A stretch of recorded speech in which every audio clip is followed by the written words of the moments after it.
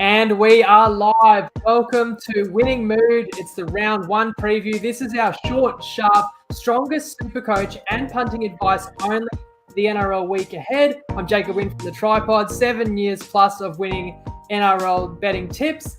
And he's Tim Moodie, the 2021 SuperCoach champion. Who better to join me for about 15 minutes every week and steer us through a successful and hopefully winning weekend? How are you, Moodie? Yeah, I'm good, mate. I'm under a little bit of stress. Always trying to find how to do this bloody sharing. It stresses me out. I can't even find the link, to be fair. So yeah, we are, because obviously we are live right now. So excuse us if we're being a bit rude. We're both trying to share the show live directly into a couple of groups so people can get involved. But let us know if you can hear us and see us and bear with us. But it's a short and sharp show. And when you can figure that part out, Moodie, my very first question is going to be, Teamless Tuesday was yesterday, TLT, as you call it in the business. Just talk me through, what were your biggest reactions? What were the first changes you made to your team after you saw the official team list drop for round one? Obviously, Cleary not being named, I had to rush him out. And then look for a replacement, which we can have a discussion on that as we get on. Also, probably taking notice of what sort of cheapies and mid-rangers did and did not get named, and then sort of tweaking it accordingly from that. So, yeah, I think we'll get into that maybe a little bit in the red light, green light segment we've got coming up for you.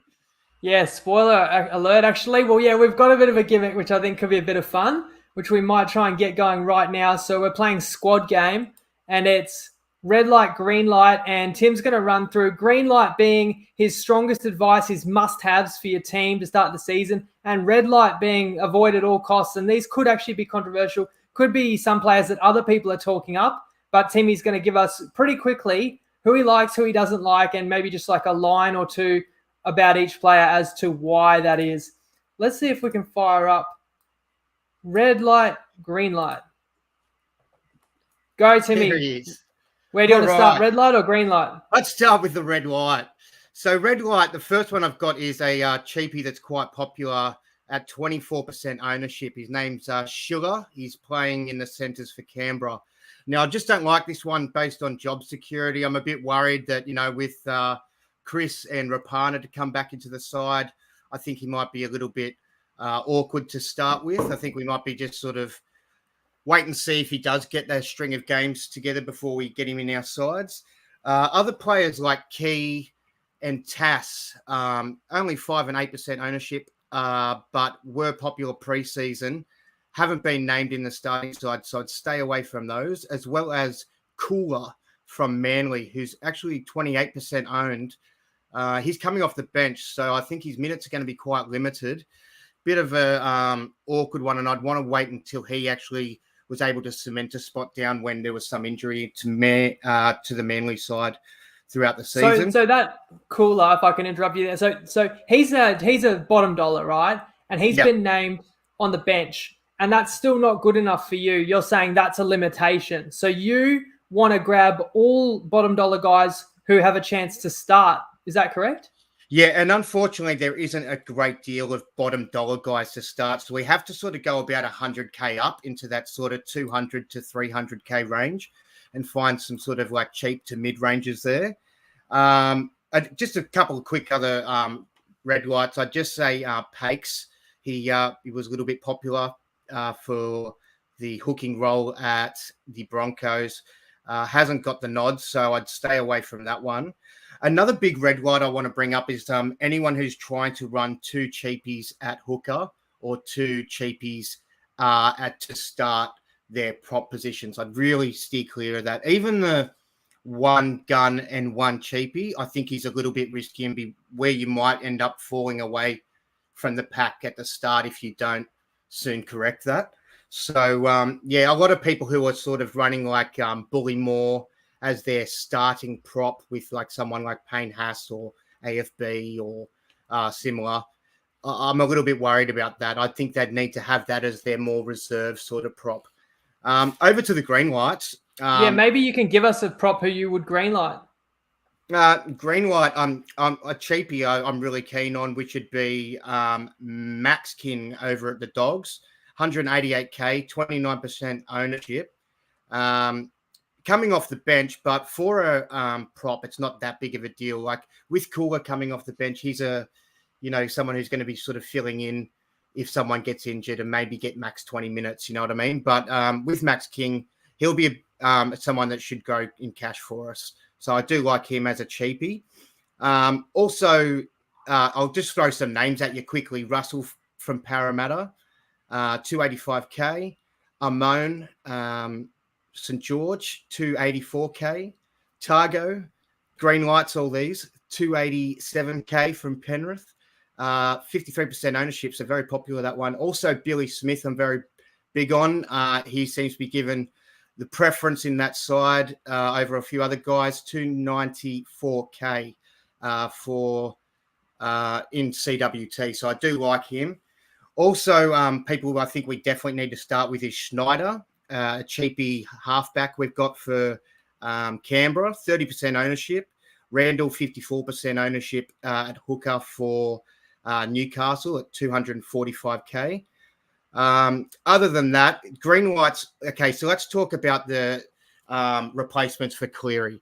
There's a lot of options, and I wouldn't talk anyone against any of these options, and I think they're all great. So, which of these turns out to be the best will be, Is this to replace him at halfback or to replace him as your captain for this week? Replace at halfback. Okay, yeah, I'm interested in that because how many halfbacks you get? 2? You get 2, yep. And you've said Schneider. You said last week Ilias. So I'm just trying to figure out, do you think Schneider's a better option than Ilias? Like, can you take them both, but then you've got the 2 cheap halfbacks? Like, what's the strategy there? Luckily for us, Ilias is available as a dual position at 5'8" and at halfback. So I've now slotted him down to 5'8", and I've got Schneider in the halfback role. So I did have Cleary as my gun halfback. Now that he's not available for the first couple of rounds, the options I'm tossing up is Nico Hines at a premium price of 685k. He's 17% owned. I think he's the man at their side. I really like, you're paying a little bit extra for him, but he's going to have a lot of touches of the ball. Matty Moylan's their second fiddle at 5'8". I think he'll be very busy. He has goal kicking as well. So I do like Nico. Sammy Walker, I think I really like as well. You can save a fair bit there, and going down to him at 528k. Should get the goal kicking as well from what we hear. He looks to be a great option for SuperCoach. He was great last year. Had some massive scores. Some of the times he was just, injuries and how many minutes he got, but he looks like he's, sweet to be playing 80 minutes going forward.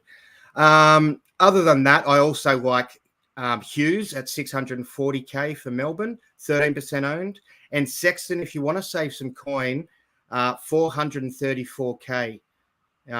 He's only 3% owned. I really, really like him. He's got goal kicking as well. Showed a lot of promise last year. And, yeah, I think they're a good attacking side, Gold Coast. So I think you could go with him as well if you wanted to save money there and spend a bit elsewhere. Well, that's really valuable advice, mate. Now, this week, we're not going to show your final team that you're rolling into the season with. A little bit of a concern about, copycats. But you literally, guys, you just heard Tim rattle off about 15 20 names that he strongly advises. So I think you've got a pretty clear indication, and we'll certainly will touch base with exactly who's in Tim's side and mine as well, if anyone cares. But I will be definitely taking some of that valuable advice on board. Can we talk strategy? So one is like, who's your captain, and who are you even considering as captain this week, depending on who the best players in people's teams may be. And then can you roll that into explaining for the newbies what the loop, the SuperCoach loophole, or is it known as the loop? Can you talk about captaincy and the loop? No worries, man. So first of all, the first captains I identified in my side would be my fullbacks, which I've got 2 premiums in Tedesco and Pappenhausen.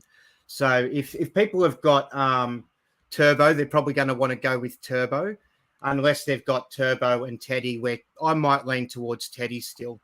I think Teddy's the best option. Pappenhausen's a good option, but it's a bit risky because he may still not get named. He is named in the starting side, but he's got to pass, the next 2 training sessions before he gets the nod. So keep an eye out for final teams on that one. And if you do end up getting stuck with Pappenhausen as your captain and you can't really replace it, you might end up finding that you're a bit stuck for captain options there. So I've keyed in Tedesco as my first captain for this week.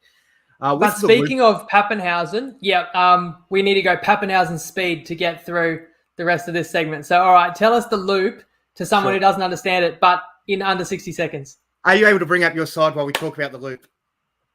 I'm not going to show my side this week either. I thought we'll save time. Yep. Okay, yep. Okay, so with the loophole, basically, the way that works is you have a VC, like a vice captain, and a captain. Your captain's always going to get the double score each week.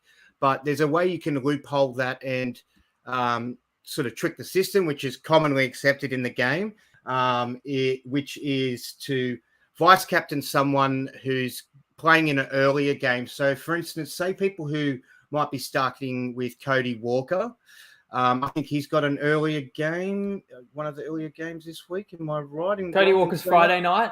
Yeah, relatively early. So if you might want to vice captain him, for instance, or even if you, I'd probably say let's use him for example. And if he killed it and had a really big score of say 120, 130 plus, we might want to loophole him. And the way you do that is by bringing onto the field a player that isn't going to play and making them your captain later in the week. So, for example, I think I might be going to start with Munster in my side. So, unfortunately, let's see, when's he playing in the week? So the Storm are scheduled to play Saturday night. But so you're that could be handy. Munster's in your squad, but understanding Munster's not playing in round 1. So let's say hypothetically I wanted to VC. I haven't really thought about who I'd VC, but let's just say at a quick glance, Katoni Staggs, who I might start with for Brisbane. Say he has a blinder and scores 2 tries and gets a really big score and maybe even takes some goal kicks, who knows. Look, in that case, then I might loop him. But the way I'd do that is I'd then bring Munster onto the field, make him my captain, and that makes my vice captain then get the double score because your captain doesn't play. So that's the way you sort of affect a loophole. It's the quickest way I could sort of explain it. It's probably a bit of a choppy, messy way. That's very sneaky. A lot of people already know what you're talking about, and for others, they're thinking, "What the hell?" But it's not like cheating. It's a loophole, but it's a loophole that all savvy players are aware of. So it's essentially strategy. So use it to your advantage if you can, and that's what Timmy's here for. And hit us up in the comments if you need any further explanation or tag us. We're happy to talk about things more. Speaking of scoring a couple tries, let's roll into our unique market that we're going to make available for our followers every single week. Thanks to Top Sport. I'll put it up on the screen, Timmy, and you can introduce, again, we're still going Pappenhausen speed. You can introduce the 2 out of 3 ain't bad winning mood anytime try score bet. Nice. All right. Well, I'm pretty excited to be involved in this. I love finding a anytime try scorer. So what we've come up with here is we've got you only need to get 2 of these 3 try scorers. All 3 can happen as well. That's fine. But only 2 of them need to happen for $3 odds. And we've got Semi Velame, we've got Joey Manu, and Isaiah Papali'i. So we've tried to get a bit of value. We can't have all wingers. Otherwise, it'd be a very, very short price. But for juicy $3, I think 2 of these 3 can score. What do you reckon, Jake? Yeah, I mean, I will get to my best bets of the round that I'll share really briefly at the end. But I quite like Canberra Raiders on Friday. So I think Valame is good value there to score. And then you picked the other 2, but I agreed with them as well. I think the Roosters and the Eels could both have successful outings in round 1. But was there anything in particular that called out to you that made you want to go for Manu? I mean, Manu's an absolute superstar, but what was the thinking behind Papali'i? Papali'i, I just think that I feel it's probably going to be somewhat wettish still wherever the footy's being played, and I think that he's pretty keen on a try. I just like him. I just think that the way that Para play, I can see him getting one close to the line. Yeah, he's a powerful runner and does certainly hard to handle. And again, yeah, Parramatta playing at home there. There could be plenty of points in that one. So, guys, mathematically, you might be thinking, oh, if you multi those three, you'd get, in the teens odds. But think of it this way. If you flip a coin 3 times, if you want to call the coin correctly 3 times, you have a 1 in 8 chance. If you have to call a coin flip correctly 2 out of 3, it's 50-50. It's 50-50 to get it 2 out of 3 correct. So there's a big difference in only needing 2 out of 3 as opposed to needing them all to win. So I think some people not too familiar with odds may not realize how great that value is. Trust me, that's where I come in, and I can assure you that's good value. You know what else is good value? Someone who watches this show or the TryPod every single week wins a jersey, their choice, mailed to their house. And this is all we need you guys to do to win the jersey is have a guess at who will score the last try in Sunday Arvo footy, which will be that Eels game. So Eels-Titans, Sunday Arvo, it's on Channel 9, on Fox. Comment last try and the minute they'll score. So last try scorer. So you want to go Papali'i and the minute they'll score, so 70 or something. Papali'i 70, that's your guess. If you want to go Jaden Campbell 78, then you don't have to guess it perfectly, but the minute is the tiebreaker. So the more cheeky you go with your guess, the more outlandish you go, the less other people will probably have the same player that you're cheering for. If you go for someone a bit more obvious, you could be in it with a few others, and then it's going to be whoever gets the closest minute.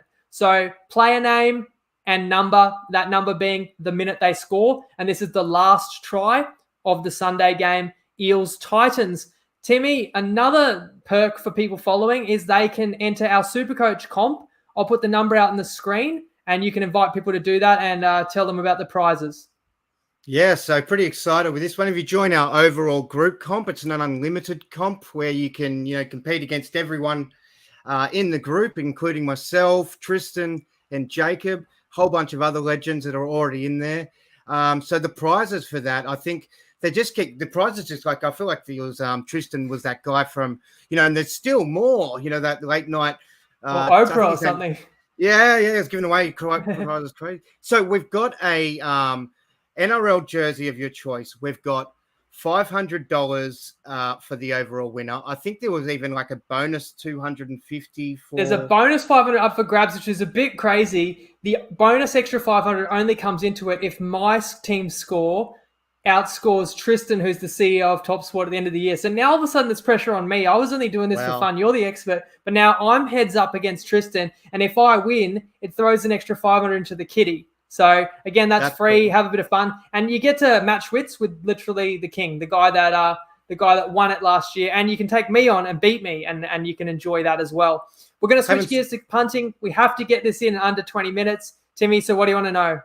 I want to know how I can stay in the middle of this. I keep trying to stay centered, but no, look, what do you got for me as your best bets this weekend? How can I start off the season well? That's something I want to do. Round one, always really tricky. We haven't seen the teams play like meaningful footy, so we've been a bit selective. But the 2 best bets that we've given out, we like the Raiders, which would be a slight upset, although they're at home and they're playing a Sharks team with a few new faces and a new coach. I don't think the Sharks hit the ground running to start the season. So we've actually taken the Raiders plus 1.5, but I'd play them at $2 to win. That's my pick on Friday night. And then we like the Warriors, another game that's kind of 50-50 and they're a slight underdog. But there's a lot of hype about the Dragons that I don't necessarily see them as any stronger than the Warriors. The game's played in Queensland where the Warriors are based. I think Sean Johnson really energizes this side and they can get a good start.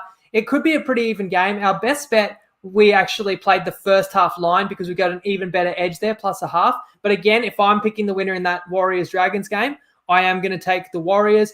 And we do have a mixed matchup, which is the Canberra Raiders to score more points than the Bulldogs. Bulldogs were the worst attack in the whole comp last year, and that's paying $2.45, and that's also available on Top Sport.